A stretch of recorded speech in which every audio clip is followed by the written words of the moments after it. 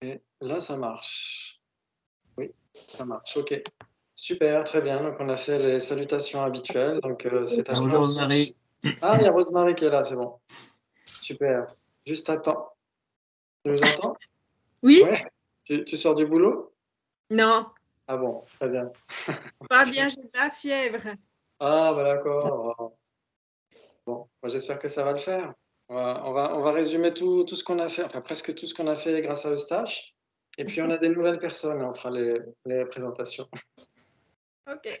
Ouais, je te laisse la parole, Eustache. Donc vous étiez enfin vous avez parlé du 9e chapitre de Shantideva et tu avais dit donc dans le Bodhicharya Vatara, donc il y a 10 chapitres qui sont divisés en 3. Il y a 3 chapitres pour le développement de la bodhicitta.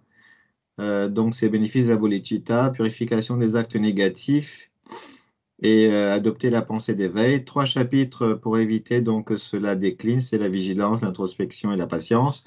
3 chapitres pour l'accroître, donc c'est l'enthousiasme, la méditation, la sagesse. Et donc le dernier chapitre, c'était la dédicace. Après, on a dit, vous avez dit, donc c'est quoi la vacuité? Donc ça dépend des écoles. Donc il n'y en a pas dans le véhicule fondamental, donc les Vibhashika et les Sautrantika, dans les deux écoles du véhicule fondamental, qui n'acceptent que le non-soi de la personne. Les écoles mahayanistes, donc le Shittamatra et les Madhyamaka, ou Madhyamika, donc ajoutent eux aussi le non-soi des phénomènes. Et donc pour ces écoles, le non-soi des phénomènes est la vacuité. Donc pour les deux sous-écoles, ou les deux écoles du Madhyamika, donc les autonomistes, dont les Svatantrika, et les conséquentialistes, dont les Prasangika Madhyamika, donc pour eux, pour les Prasangika, le non-soi subtil de la personne et des phénomènes et la vacuité d'existence inhérente de la personne et de celle des phénomènes. Mais comme la personne est un phénomène, et donc le non-soi de la personne est une instance de généralité du non-soi des phénomènes. Après, tu as passé de... Oui, parce que là, est inclus dans l'autre, finalement. Oui, pour la tradition Nyingma, dans la tradition Nyingma, ouais. Voilà. Pour Geshe Damdul, donc tu dis qu'il mentionne qu'il y a des voies qui mûrissent notre esprit, donc le renoncement, la bodhicitta et la compassion, et des voies qui libèrent notre esprit, la sagesse de la vacuité. Donc Shantideva, qui est un donc Prasangika, tu as dit donc c'est le top de la philosophie bouddhiste, qui dépasse avec les autres vues mahayanistes, donc le Shittamatra et les Madhyamika, Svatantrika. Pour les Shittamatra, l'essentiel est, donc c'est l'esprit seul, car rien n'existe en dehors de l'esprit, et ils prennent l'exemple du rêve, et donc de l'apparence onirique, et la conscience onirique qui apparaissent en même temps, donc qui coémergent ou coexistent. Donc tout ce qui est conventionnel est de la même entité que l'esprit qui l'appréhende. Donc après, dans la définition d'un Madhyamika, donc les Prasangika, donc les Mahayanistes reconnaissent le non-soi de la personne et le non-soi des phénomènes, mais qui ne reconnaissent pas l'existence véritable, même conventionnellement. Donc j'ai dit à voir ce que c'est que la définition d'existence véritable. Donc l'existence véritable a deux sens. Chez les Svatantrika, c'est grossier et c'est plus subtil chez les Prasangika. Pour les deux, il y a une apparence d'existence inhérente, donc de leur propre côté. Je pense que le terme important, c'est apparence ici. Et pour les Svatantrika, tout va bien car cela est perçu par une cognition valide, non défectueuse et donc existe de façon inhérente conventionnellement. Mais pour les Prasangika, cela ne leur convient pas car rien n'existe de manière inhérente. Donc, une existence inhérente conventionnellement serait pour les Prasangika la même chose qu'une existence véritable. Donc, de leur propre côté, moi, c'est ce que j'ai mis, je suppose. Et donc, cela n'existe pas du coup, car c'est pas possible. Pour les Svatantrika, si la table existait de façon inhérente, sans dépendre d'une conscience non défectueuse, alors elle aurait une existence véritable. Une existence donc inhérente ultimement. Et cela n'est pas possible. Donc j'ai dit, donc je voulais te demander, donc ça veut dire que pour eux, l'existence inhérente ultime n'existe pas, point d'interrogation. Pour les Prasangika, tu disais que cela est un petit peu bizarre, c'est philosophique, enfin pour eux c'est philosophiquement, enfin si ce n'est qu'une interprétation philosophique, Un animal ou une personne lambda non philosophiquement instruite ne pourrait donc pas saisir cette existence véritable. Donc, la racine du samsara doit être innée. Voilà. Tu as dit qu'il y a différents degrés de la vacuité des personnes. Il y a des différents degrés du non-soi de la personne, le grossier et le subtil. Le non-soi grossier est l'absence d'un soi grossier. Le non-soi subtil est l'absence d'un soi subtil. Yeah. Ah, c'est facile. Hein. La personne est dénuée d'existence permanente, unitaire et autonome. Elle est impermanente car elle est produite. L'entité de la cause doit se transformer pour donner son effet et l'effet aussi pour ainsi changer d'instant en instant. La personne est dénuée donc de réalité autosuffisante et substantielle, donc elle est imputée sur ses agrégats. Cette saisie autosuffisante et substantielle de la personne est un voile afflictif et empêche le nirvana, mais cela est encore superficiel et il manque de retirer la partie encore la plus subtile. Pour les Svatantrika, cette absence d'existence véritable de la personne, c'est le non-soi des phénomènes de la personne. Donc, intrinsèque ou l'existence intrinsèque, donc la vue prasangika, il faut éliminer cette saisie innée de l'existence intrinsèque de la personne et des phénomènes. Cela pour éliminer la racine du samsara. On enlève ainsi juste ce qu'il faut, ni plus ni moins. Pour les prasangika, si on ne trouve pas la table, donc après on a parlé de la table, si on ne trouve pas la table en la cherchant dans ses parties, cela voudrait donc dire qu'on ne la trouve pas du tout. Et cela n'est pas possible pour eux, car cela voudrait dire qu'elle n'existe pas du tout. Pour les prasangika, en revanche, si on ne la trouve pas dans ses parties constituantes, on ne la trouve pas donc de son propre côté, mais le fait de la trouver conventionnellement suffit de prouver son existence. On n'a pas besoin de la trouver ultimement. Donc, on appelle des 5 niveaux du non-soi, du plus grossier donc au plus subtil. Permanent, donc sans partie unitaire et autonome par rapport donc aux agrégats ou causes et conditions, plus grossier, autosuffisant et substantiel. Numéro 2, le tout serait donc plus important que l'ensemble de ses parties. En numéro 3, donc c'est véritable, ultimement sans dépendre d'une conscience non défectueuse. Après, numéro 4, c'est la non-dualité et 5, inhérente. Après, on a parlé des afflictions grossières. Quand on critique notre corps, par exemple, et on se met en colère. Donc ça, en fait, alors qu'on sait que la personne n'est pas son corps. Donc ça, c'est un exemple d'affliction grossière. Et les afflictions diffèrent aussi en fonction des saisies des plus grossières aux plus subtiles. Afflictions acquises comme les téléphones portables, je vais donner un exemple. Donc il faut ôter toutes les couches de la racine du samsara, donc la saisie la plus subtile. Alors attends. Après, on a dit pour devenir un ara, en fait, un arat, il faut éliminer la saisie la plus subtile. Alors, attends, après, tu as parlé les Vebashika. Alors, voilà, c'est les Vebashika voient les Prasangika comme des nihilistes, voilà, et les Prasangika voient les Vebashika comme essentialistes, car ils n'enlèvent pas assez. Ils réfutent donc la vacuité, et donc cela voudrait dire qu'ils affirment l'existence inhérente et indépendante, et cela pose problème pour les 4 nobles vérités, car les vraies souffrances alors n'existeraient pas de façon indépendante des vraies origines, et donc il n'y en aurait pas besoin, donc cela, c'est pas possible. Donc un effet dépend de ses causes et ne peut pas être indépendant. Voilà, et donc les mayanistes disent que pourquoi réfuter, alors ça c'est pour les autres écoles qui réfutent en fait les mayanistes. Alors les mayanistes disent pourquoi réfuter par le négatif tous les enseignements parce qu'une partie n'est pas incluse dans les sutras. Et donc, ils disent de ne pas accepter donc ainsi tout le Mahayana car une partie est incluse dans votre sutra. Donc, en fait, ils inversent en fait le problème. Donc, au lieu de prendre le raisonnement dans le négatif, eux, ils le prennent du côté positif, ce qui est intéressant aussi. Voilà. Donc, alors, c'est peut-être un petit peu... ça manque peut-être un petit peu de fluidité. Ok, c'est super, bravo, bravo, bravo. Alors, ce qu'il faut essayer de voir, en effet, c'est qu'il y a beaucoup de vocabulaire, ouais. Il y a beaucoup de vocabulaire, il y a beaucoup de sanskrit. Il y a beaucoup de sanskrit. Est-ce que tout le monde voit ce que veut dire bodhicitta? Ouais? Tout le monde voit? Oui. Ouais. Tout le monde voit, ok, super. C'est quoi?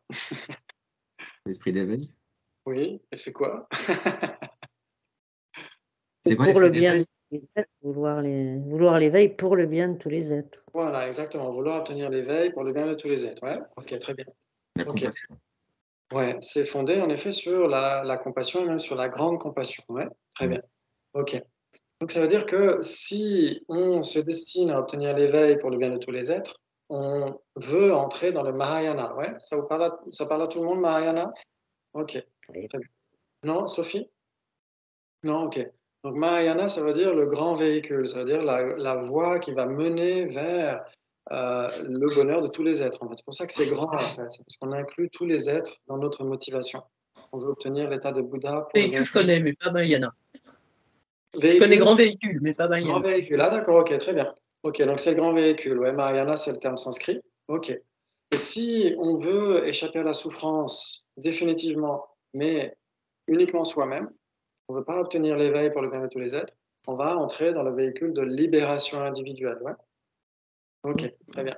Et donc, ces deux véhicules, le véhicule de libération individuelle et le grand véhicule, ont généré à l'origine des écoles philosophiques. Ouais. Donc, il y a eu les Vaibhashika et les Sautrantika, ça parle à peu près à tout le monde. Ouais. Les particularistes et les détenteurs des sutras. Ouais. Ouais. Ok, très bien. Et les écoles mahayanistes sont le Chittamatra, le Madhyamaka, ouais, l'esprit seul et la voie médiane. Ok. Donc bien sûr que chaque école prétend être la voie médiane, être le juste milieu, ouais. Donc en donnant des arguments, etc., etc. Mais on voit en analysant les choses qu'en fait c'est l'école de Shantideva qui est vraiment la voie médiane. Ouais. Ok, très bien. Et donc, donc le contexte dans lequel on parle, c'est le Lamrim, c'est les étapes de la voie vers l'éveil. Ouais. Comment est-ce qu'on fait pour générer telle attitude? Comment est-ce que on veut comment dire, consacrer un maximum de temps au fait d'échapper à la souffrance et aux causes de la souffrance? Ouais. Comment est-ce qu'on décide de le faire? Ben, il faut étudier ce qu'est la souffrance. Ouais. Pas uniquement les souffrances grossières, pas uniquement une migraine, une souffrance morale, etc. C'est pas uniquement de ça qu'il s'agit. Ouais, sinon le Bouddha n'aurait pas eu besoin de venir nous enseigner ça. Ouais. Donc, on sait tous qu'une migraine est désagréable, que c'est de la souffrance, etc. Très bien. Donc, on a besoin d'étudier ce qu'est la souffrance, ce que sont les différents types de souffrance, des plus grossières aux plus subtiles.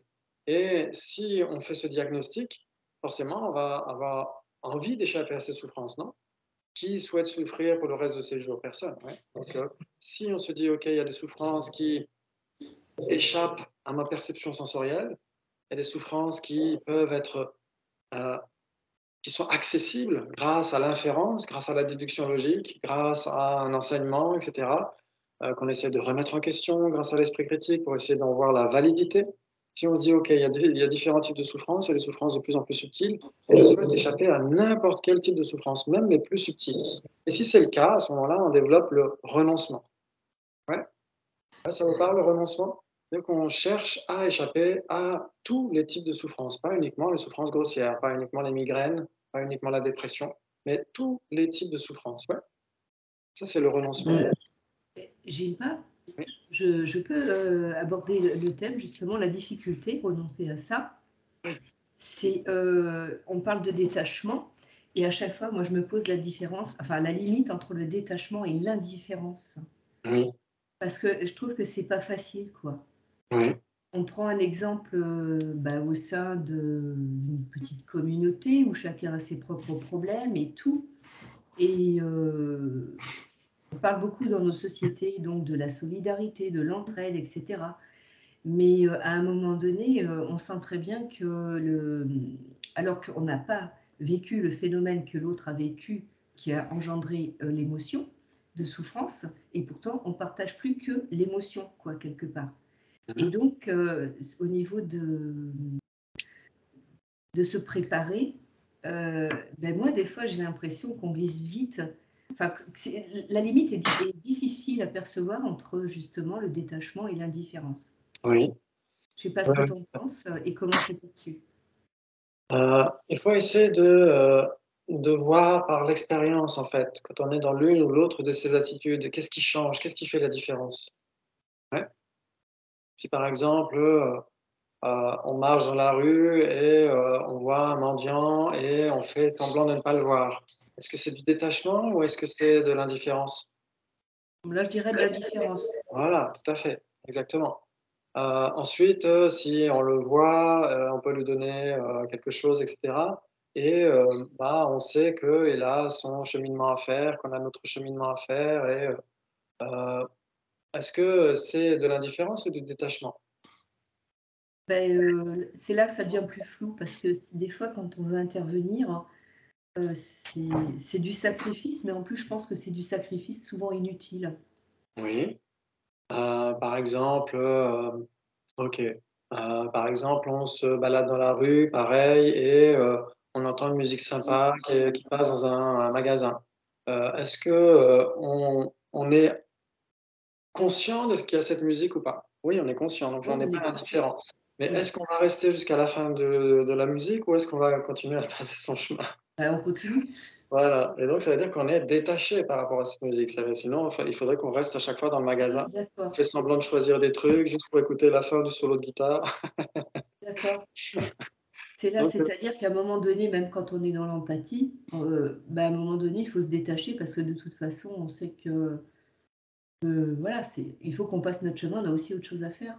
oui, ce qu'il faut essayer de voir, c'est que la plupart du temps, en tant qu'être ordinaire, notre attachement et notre empathie ou notre compassion sont intimement mêlés. Ouais, ça veut dire que bah, on est empathique et attaché vis-à-vis des mêmes personnes en général. Ouais. Donc C'est ça. notre boulot de personnes spirituelles, des personnes qui font attention à leur esprit, c'est progressivement de séparer les deux, d'être d'autant plus aimant, d'autant plus affectueux, qu'on est d'autant moins attaché. Ouais, parce que l'attachement, c'est à l'époque, chez les Grecs, il y avait l'Aphrodite uranienne et l'Aphrodite pandémienne. Ouais, il y avait l'amour sublime, on pourrait dire, l'amour platonique, on pourrait dire, ou l'amour supramondain, et l'amour concupiscent. L'amour concupiscent, ça veut dire que bah, il faut qu'on soit avec les autres. Il faut que les autres soient avec nous. Et s'ils ne sont pas avec nous, forcément, on souffre. Alors que l'amour bienveillant, dans toute sa splendeur, on peut souhaiter que les êtres soient heureux et trouvent les causes du bonheur sans nécessairement qu'ils soient à côté de nous. Ouais, c'est-à-dire qu'on est détaché. Ouais. Ce que disait le vénérable Thich Nhat Hanh, il disait le véritable amour, c'est d'aimer l'autre de telle sorte que l'autre se sente libre. Ouais. Et du même coup, on est libre, nous aussi, si on n'est pas attaché. Ouais. On est plus libre. Donc, il faut essayer de, par expérimentation, sur le coussin de méditation ou au quotidien, en dehors du coussin de méditation, d'observer dans quel état d'esprit on est, de voir est-ce qu'il y a de l'attachement, est-ce que c'est plutôt tourné vers l'indifférence, on ne se préoccupe pas du sort des êtres, ou au contraire, on est pleinement attentif au sort des êtres, mais on n'a pas nécessairement besoin d'être en leur présence. Ouais. Donc bien sûr que c'est assez radical, hein, le point de vue bouddhiste, c'est assez radical parce que l'attachement est glorifié dans nos sociétés. Ouais, combien de chansons d'amour il existe? Combien de chansons d'amour tristes quand le cœur est brisé parce que l'autre personne n'est pas là, etc. Et donc c'est une marque d'honneur de montrer à l'autre qu'on souffre quand il n'est pas là. J'appelle ça des promesses non tenues, moi, quand j'écoute ces chansons. Oui. Non, parce que c'est glorifié, l'attachement est glorifié, oui. Alors que dans la tradition bouddhiste, c'est l'amour avec un grand A qui est glorifié. Ouais. Mais c'est vrai qu'au début, on n'a pas le choix, c'est mêlé l'un avec l'autre. Ouais. On a du mal à faire la distinction entre les deux.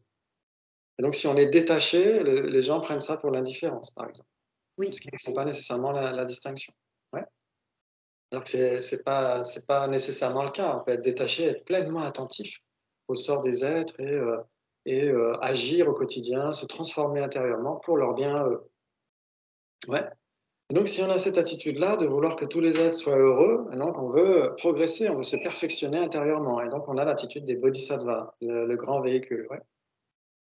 Wow. Et donc, ça nécessite d'être entretenu, ce type de regard sur les choses. Ouais, ça veut dire que ça ne tombe pas du ciel. Ça veut dire que c'est pas la faute à pas de chance si on n'est pas un bodhisattva. C'est pas la faute à pas de chance si on ne renonce pas aux souffrances, par exemple. C'est juste qu'on n'a pas fait de recherche adéquate, tout simplement. Ouais.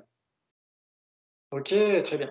Et donc, on essaie d'entretenir ces différents types de regards. Ça veut dire que soit on se dirige vers la libération personnelle, soit on se dirige vers la libération de tous les êtres. Ouais, c'est pour ça qu'on parle d'un grand véhicule, la libération de tous les êtres. Mais qu'est-ce qu'on doit faire pour ça? Qu'est-ce qui permet d'obtenir la libération d'un côté, la libération pour soi-même, et qu'est-ce qui permet la libération de tous les êtres? Qu'est-ce qui permet qu'on puisse obtenir l'éveil pour le bien de tous les êtres? C'est quoi qui permet ça?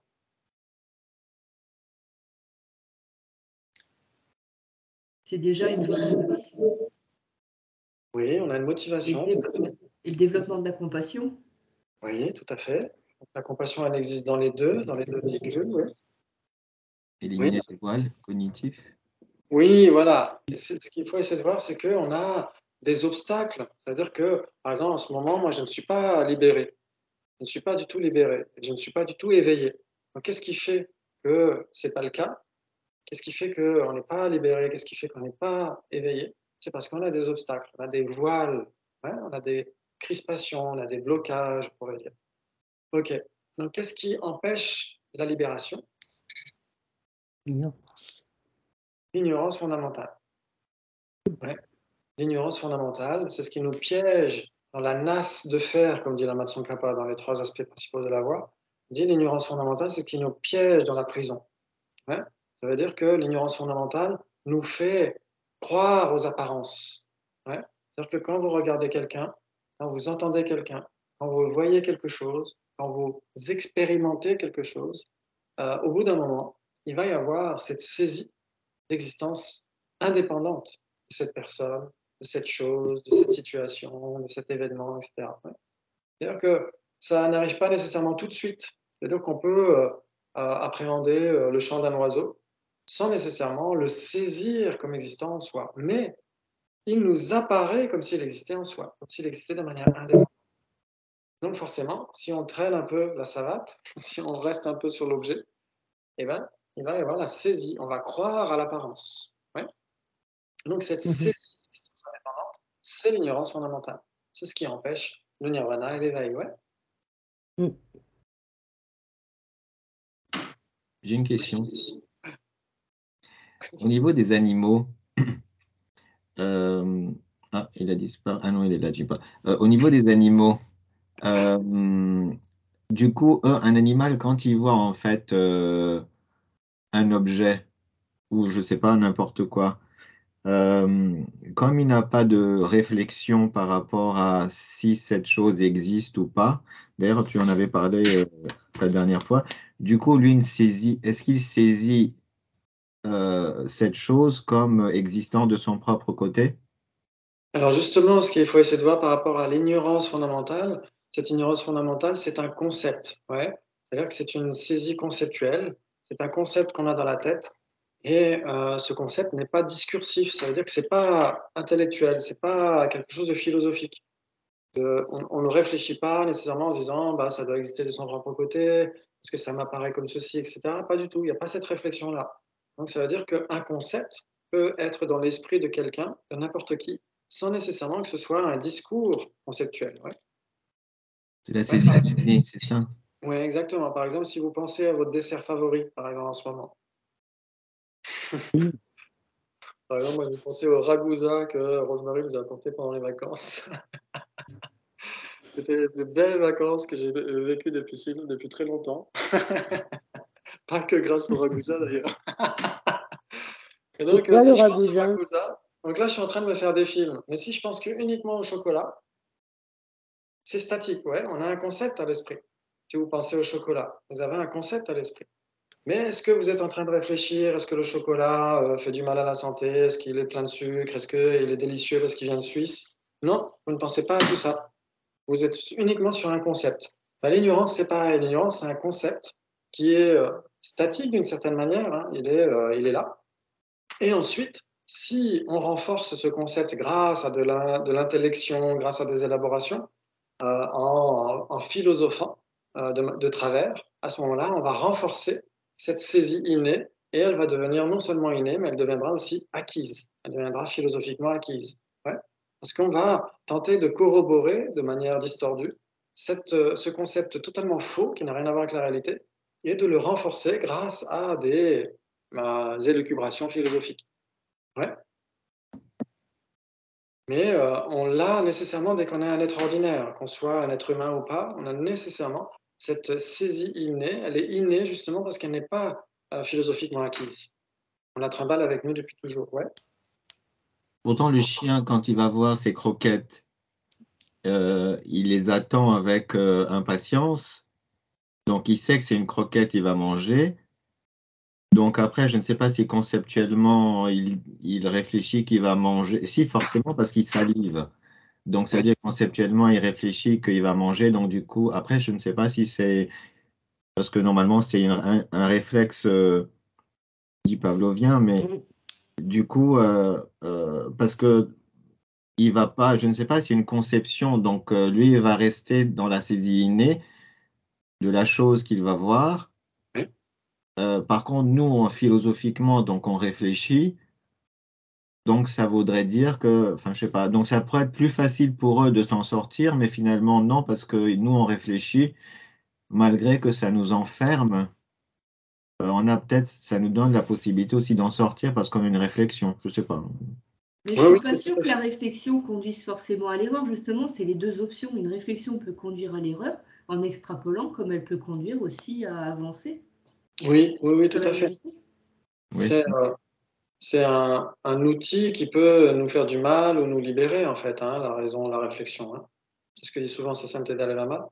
Donc, justement, c'est pour ça que Shantideva en particulier, mais aussi les autres grands maîtres de la voie médiane, comme Ariana Nagarjuna, Acharya Chandrakirti, etc., ils ont des ouvrages dialectiques. Ouais, le 9e chapitre qu'on étudie là, c'est un chapitre dialectique, ouais, parce qu'on emploie la raison pour essayer de vérifier, OK, si le concept que j'ai du chocolat ou d'autres choses était la réalité, voyons quelles sont les conséquences de ça. Ouais. C'est-à-dire que si le chocolat existait de son propre côté, de manière indépendante, intrinsèque, inhérente, etc., s'il était bon de son propre côté, tout le monde adorerait le chocolat. Et il y a des gens qui n'aiment pas le chocolat. Il y a des êtres conscients, comme les animaux sauvages, etc., qui n'aiment pas nécessairement le chocolat, le sucré en général. Ouais. C'est-à-dire que si c'était bon en soi, ça devrait être bon pour tout le monde. Ouais. Donc on essaie de raisonner, de se dire, OK, si si mon ignorance était de la sagesse, si mon ignorance était en accord avec la réalité, à ce moment-là, eh ben, on va essayer de le vérifier.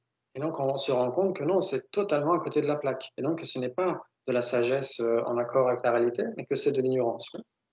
Mais il faut bien sûr le vérifier en analysant.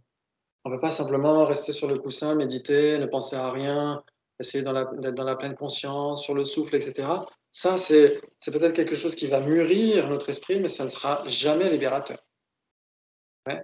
La libération vient de la sagesse de la vacuité, ouais, nécessairement. Cette sagesse, elle doit nécessairement résonner, puisque la vacuité, entre les phénomènes manifestes et les phénomènes cachés, elle fait partie des phénomènes cachés. Ouais, si c'était un phénomène manifeste, personne ne se prendrait le chou un dimanche soir à 21h à essayer d'analyser la vacuité, parce que c'est comme si on essayait d'analyser la couleur de cette tasse. Qui se prendrait le chou pendant 1 heure à analyser la couleur de cette tasse? Elle n'est pas rouge, elle est orange clair. qui se prendrait le chou à faire ça? Parce que c'est un phénomène manifeste. Par contre, la vacuité mérite d'être analysée parce qu'elle n'apparaît pas à nos sens. C'est le contraire de la vacuité qui apparaît. C'est l'apparence d'existence inhérente qui se manifeste à nos consciences. Ouais. Ok, super. C'est très important de se poser ces questions-là, de se dire, OK, pourquoi c'est si important de raisonner? Pourquoi c'est si important d'avoir cette sagesse de la vacuité? Puisque c'est l'antidote direct à notre ignorance fondamentale. C'est-à-dire que notre ignorance fondamentale saisit une existence indépendante. Et donc, on va vérifier, OK, est-ce que l'existence indépendante est possible? Donc, il faut essayer de certifier d'abord, est-ce que l'indépendance et la dépendance sont directement contradictoires ou pas? Ça, il faut le certifier. Il faut accepter les lois de non-contradiction quand on étudie la logique. Ouais. C'est-à-dire que soit quelque chose existe, soit ça n'existe pas. Dans un même contexte, pour une seule et même personne. Ouais. Soit quelque chose est permanent, soit ce n'est pas permanent, etc. etc. Ouais. Soit une tasse a une couleur rouge, soit elle n'a pas une couleur rouge. Donc, il faut accepter la loi de non-contradiction. Ouais. Okay. C'est-à-dire qu'il ne faut pas se contredire soi-même. C'est-à-dire que si on accepte que cette tasse a une couleur rouge, nécessairement, on élimine les couleurs qui ne sont pas rouges. Ouais, vous êtes d'accord?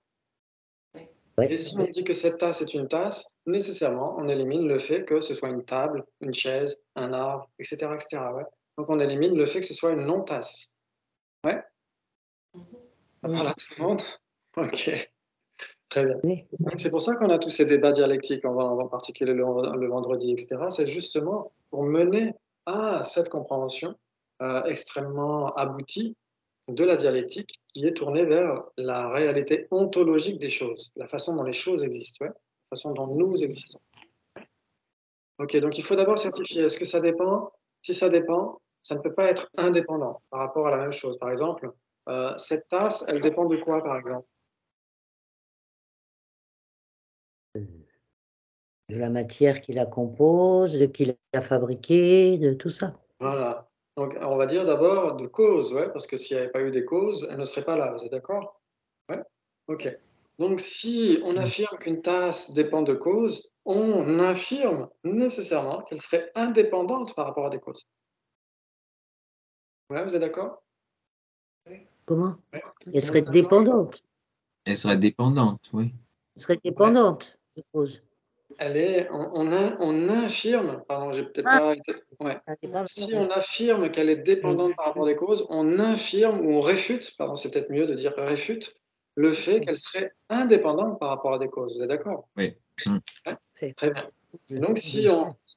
Oui, c'est parce que c'est directement contradictoire. Si on affirme qu'elle est dépendante de ses parties, eh ben, on réfute nécessairement son indépendance par rapport à des parties.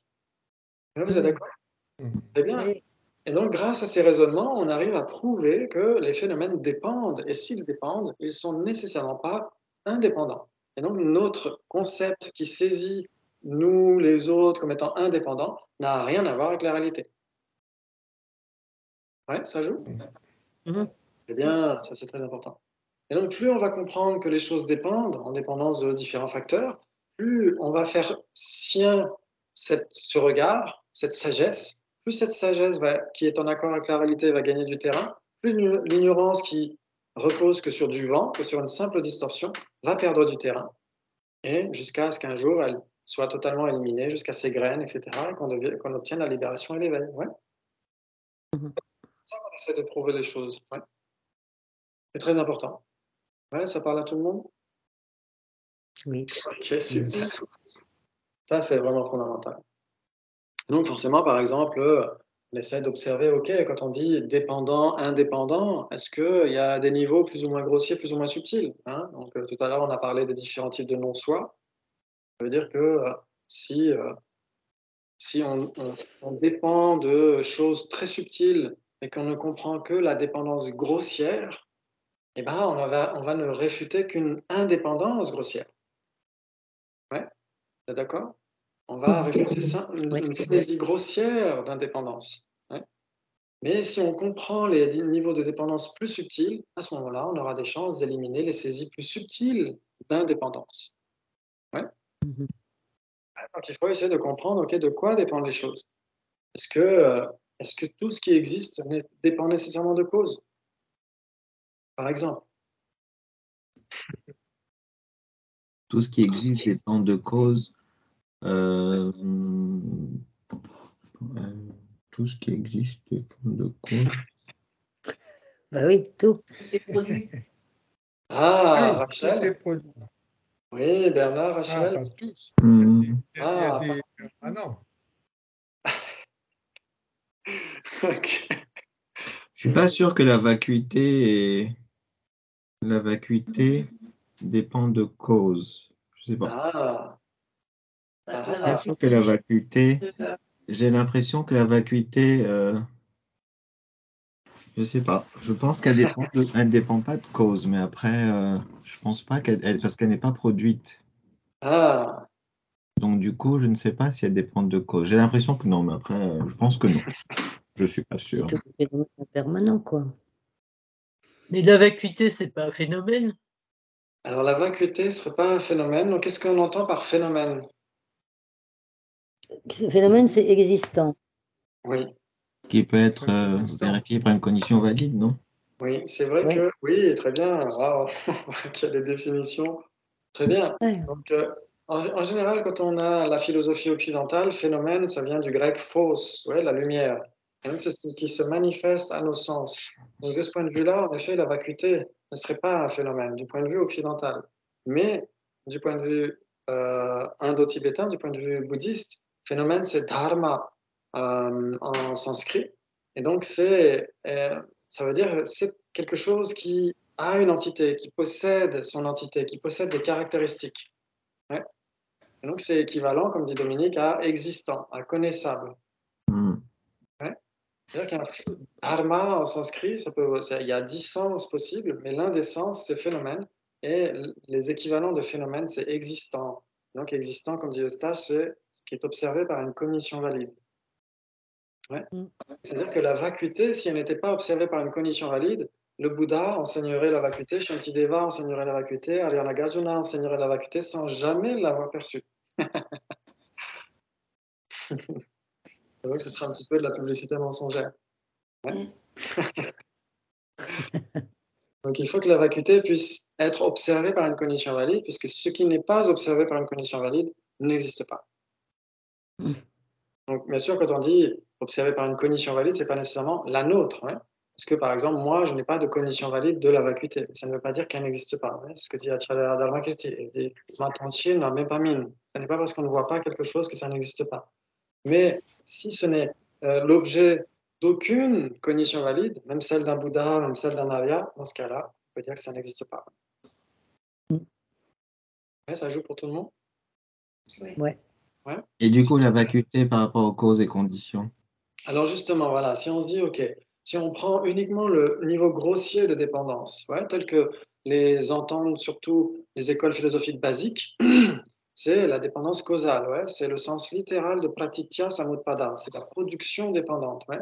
Si on le prend au sens littéral, ça veut dire que soit tout ce qui existe est impermanent, soit les permanents seraient dénués d'existence dépendante. Et donc, les permanents existeraient de manière absolue, de manière indépendante. Ouais, je ne sais pas si vous suivez mon raisonnement.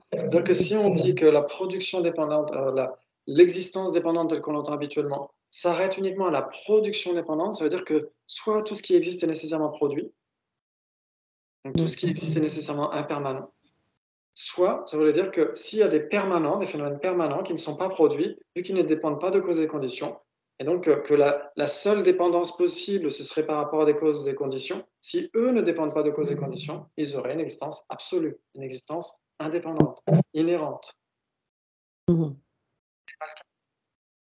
Parce que les permanents ne dépendent pas de causes et conditions, mais ils dépendent nécessairement d'autre chose.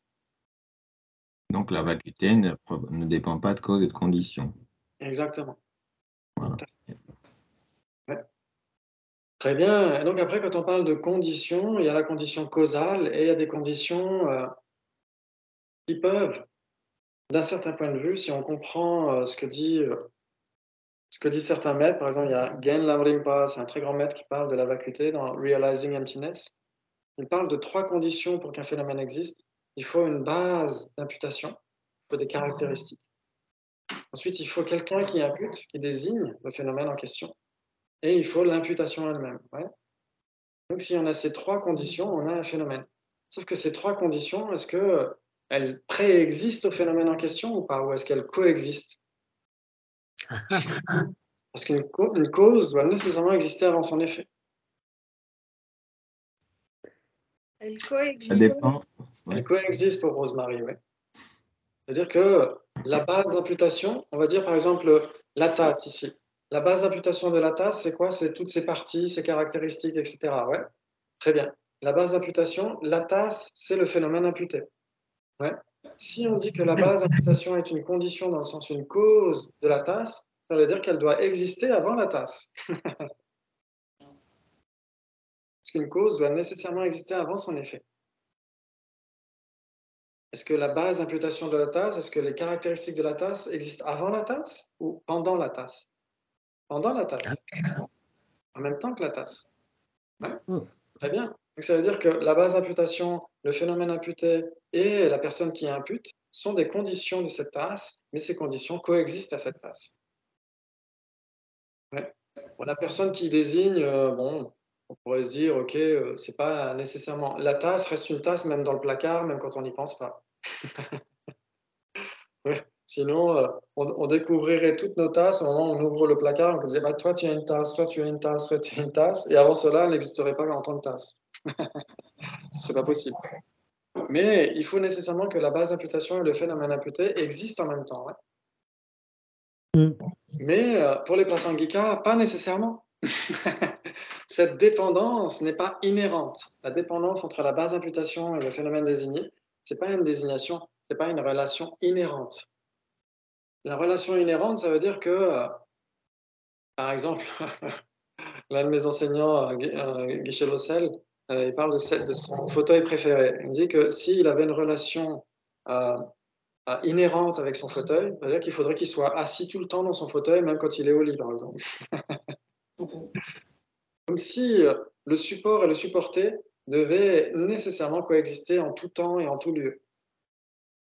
Et donc, ce n'est pas nécessairement le cas. Ce n'est pas nécessairement le cas. C'est-à-dire que, ok, on va prendre un autre exemple. Bon, il paraît qu'il y a des gens qui disent que c'est Christophe Colomb qui a découvert l'Amérique, mais normalement, ce sont les Indiens qui sont allés vivre là-bas. Ouais. Parce qu'avant Christophe Colomb, il y avait déjà des gens. Mais pour les Occidentaux, c'est Christophe Colomb, parce qu'il est arrivé avec des bateaux, etc. Mais imaginons qu'il l'ait découverte. Est-ce que l'Amérique existait déjà ou pas quand il l'a découverte? Si elle n'existait pas, il n'a rien découvert alors. En fait, elle existait conceptuellement, mais pas de façon désignée. Elle existait conceptuellement, mais pas de manière... C'est-à-dire, même quand tu donnes l'exemple de la tasse, si moi je ne sais pas ce que ça veut dire une tasse, tu ne donnes pas le nom tasse. Tu dis, tiens, je te montre une tasse. Une personne qui ne sait pas ce que c'est qu'une tasse, elle va avoir une tasse. Et même si elle ne sait pas ce que c'est qu'une tasse, son esprit va commencer à conceptualiser en disant, voilà, c'est rond, c'est machin, c'est truc, il y a une anse. Même si elle ne dit pas le mot anse, dans sa tête, il y a quand même déjà le dessin.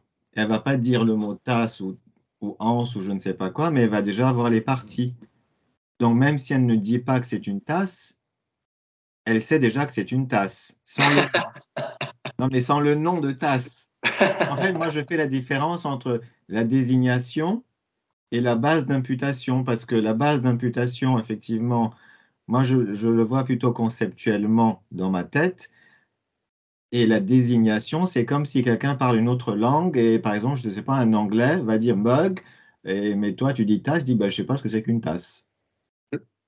Donc, en fait, moi, je fais une différence entre les deux. Alors après, je ne sais pas si ça change quelque chose, mais je ne sais pas. Parce que l'Amérique existe quand même si la personne ne la désigne pas, mais elle est déjà là. Oui. Si elle n'était pas là, il n'aurait rien découvert au moment où il est arrivé sur la plage. Il n'aurait même pas pu poser le pied sur la plage, parce qu'elle n'aurait pas été existante à ce moment-là. Ouais. Ok. Donc ça veut dire que, en effet, la relation entre le phénomène imputé et la base d'imputation n'est pas une relation absolue. Ça veut dire que chez les Prasangika, il n'y a rien d'absolu. Ni les causes, ni les conditions, ni la relation entre le phénomène imputé et sa base d'imputation. Il n'y a pas de relation absolue. S'il y avait une relation absolue comme l'acceptent les autres écoles, par exemple les Sautrantika, ça veut dire que euh, ça engendrerait beaucoup de conséquences à l'absurde. Ça veut dire que, par exemple, quand quelqu'un est en train un potier est en train de construire, de fabriquer un pot, il faudrait que le pot soit déjà là. Parce qu'on lui dit, qu'est-ce que vous faites? Il dit, je suis en train de fabriquer un pot. Ouais, ça veut dire qu'il est en train de façonner le pot. Le pot est en train d'effectuer l'action de survenir. Et donc, si le pot n'est pas là, ça veut dire qu'on a une action sans agent. Alors. Il y aura juste l'action de survenir et aucun agent pour effectuer cette action. Et donc, ok. Et donc, Laissez tomber, c'est pas grave.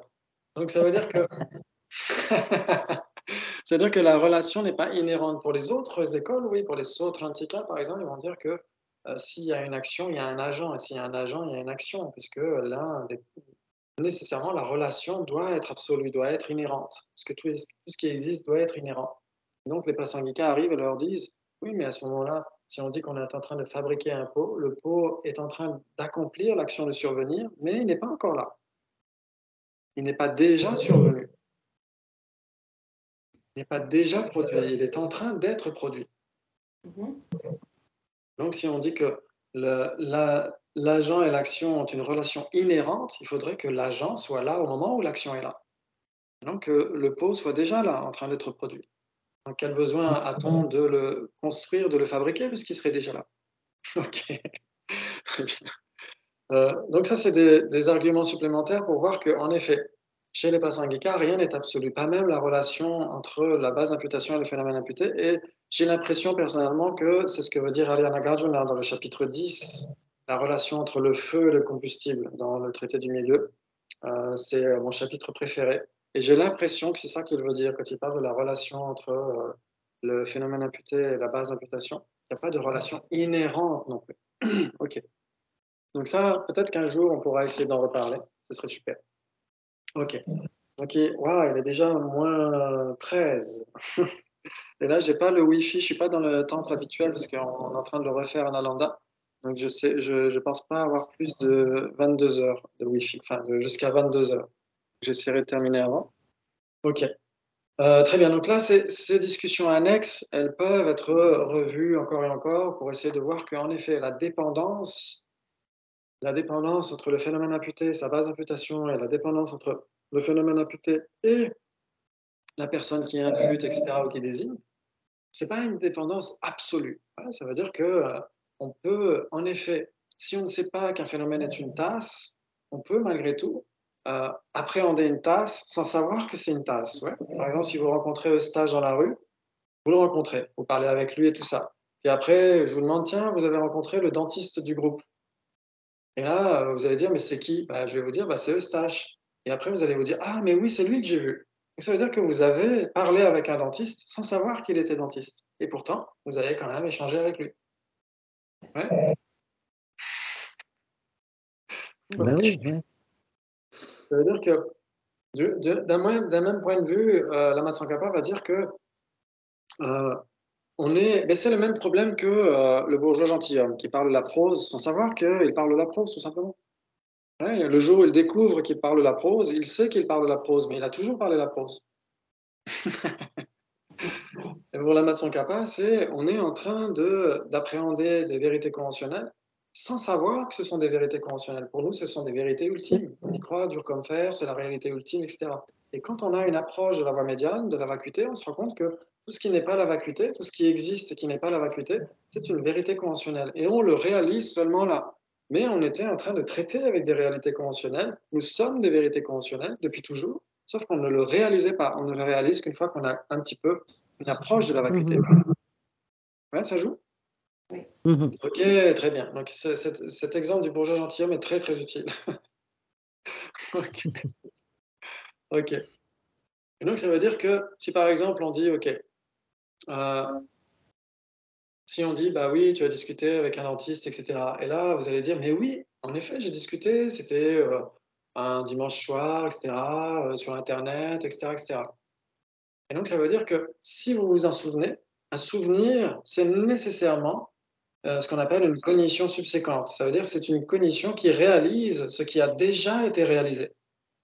C'est-à-dire qu'on ne peut pas avoir le souvenir de quelque chose qu'on n'a pas expérimenté. Vous êtes d'accord? Oui.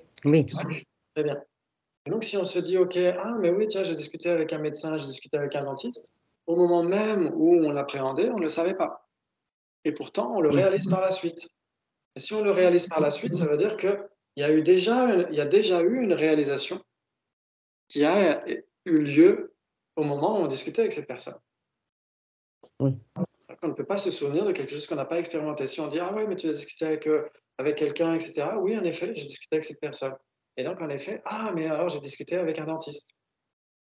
Alors qu'au moment même où on appréhendait cette personne, on ne le savait pas. Ça veut dire qu'on peut réaliser quelque chose sans tout connaître de cette chose.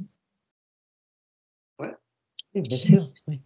C'est très important. Sinon, rien ne pourrait être réalisé tant qu'on n'est pas éveillé.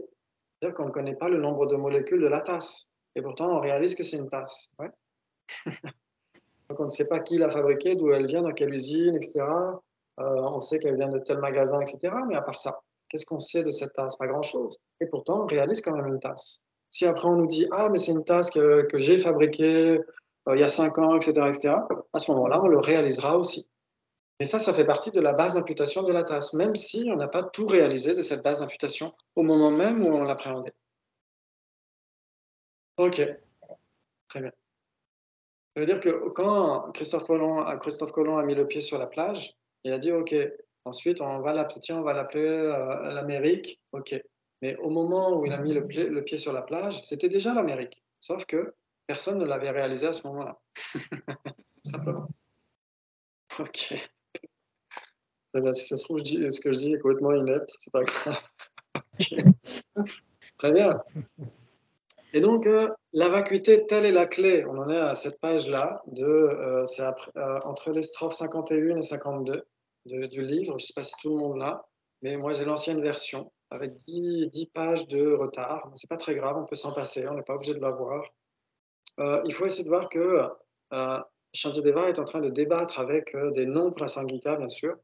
Et donc, il leur dit il faut de toute façon réaliser la vacuité si on veut éliminer la souffrance à la racine, si on veut éliminer ce qui empêche l'éveil à la racine, si on veut éliminer le voile afflictif et le voile cognitif. Très bien.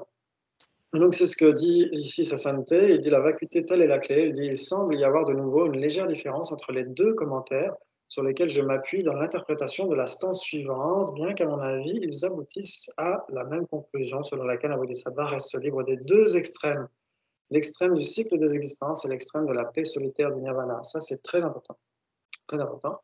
Ça veut dire que, en effet, tout à l'heure, on a dit le nirvana. Le nirvana, c'est quoi? C'est quoi d'ailleurs? La libération individuelle. C'est, en effet, si on parle du nirvana individuel, en effet, ce sera la libération personnelle. La libération par rapport à quoi? On a dit par rapport à l'ignorance, et donc par rapport au samsara, par rapport aux renaissances douloureuses. Ouais. Ok, très bien. Et donc, il semble y avoir que ces deux options. Soit on est dans le samsara, soit on est libéré du samsara soi-même. Et bien, en fait, les bodhisattvas sont la troisième option. Ça veut dire que les bodhisattvas peuvent échapper à la fois à la souffrance du samsara et à la paix solitaire du nirvana.